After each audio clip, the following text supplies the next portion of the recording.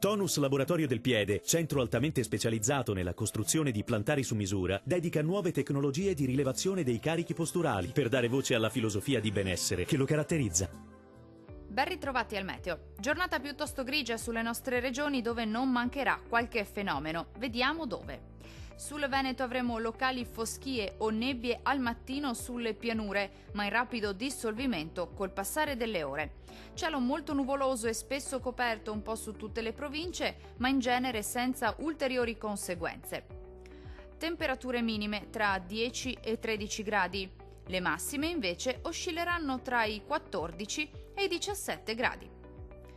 Vediamo ora che tempo farà sul Friuli Venezia Giulia.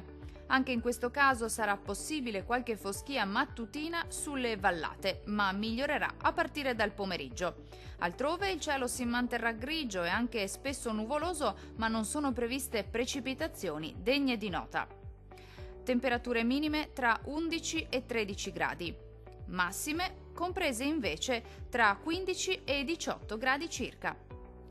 Vediamo infine la situazione meteorologica del Trentino Alto Adige.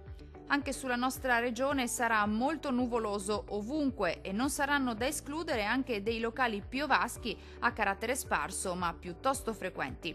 Qualche spazio soleggiato in più soltanto sulle Alpi di confine. Temperature minime tra 10 e 13 gradi.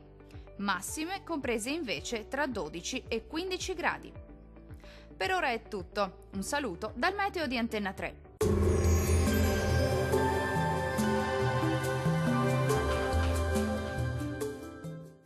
Tonus è il miglior negozio di calzature e moda comoda. Qui troverete il più vasto assortimento di calzature Fratelli Tomasi, eleganza e comodità, perché camminare è vivere.